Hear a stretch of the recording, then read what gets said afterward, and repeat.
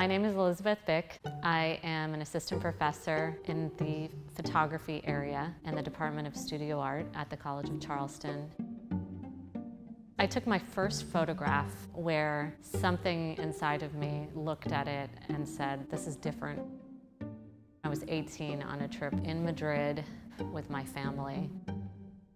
We were walking in a park and I saw this old woman sitting on a bench and there was this arch around her. It was a very simple picture, but when we got back home after the vacation, I looked at it and I looked at her and I thought, this is something different from the rest of the images. And that's when I think the first seed was planted, that there was some other language that I could discover within photography. In college, I was really trying to figure out who I was in the world. I was taking a bunch of art courses and I took this photography course, and that same feeling that I had back when I was 18 on vacation with my family surfaced.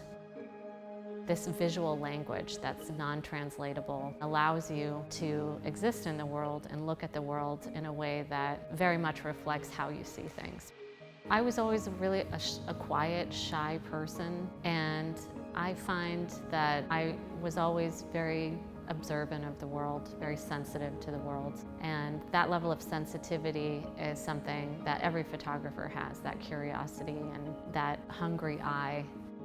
Photography is always about the way that you see the world and the experiences that you've had that bring you to the place where you pick up on certain things. It's very much not only a referent to the world, but a referent to your lived experience and all of the things you've gone through that have led you to the moment where you're looking through a viewfinder.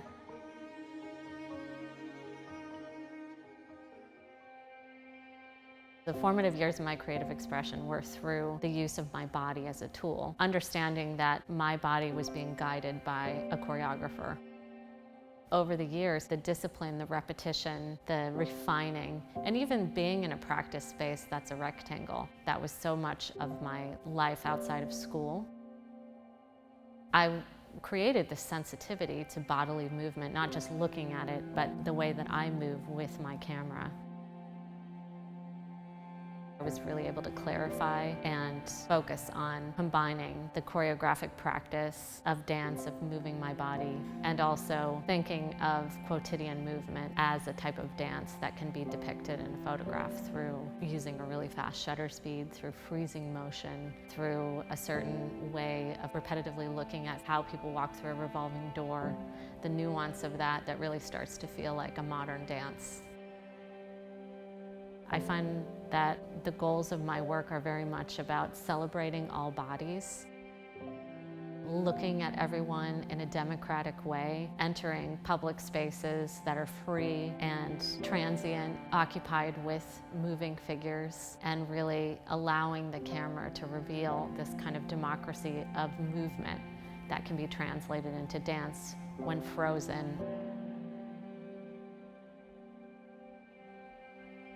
The use of repetition in the grids that are being displayed are very much about a sense of place.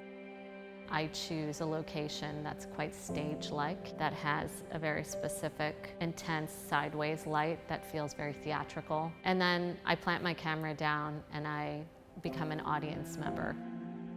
So much of life is about doing things on time. I'm not in a rush to finish an idea.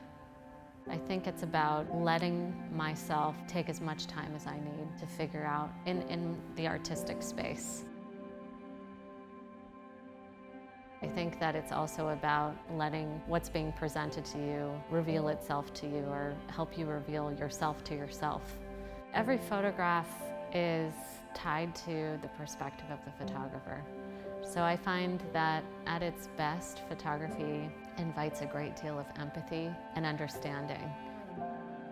To look at a photograph is to see how someone else experienced the world.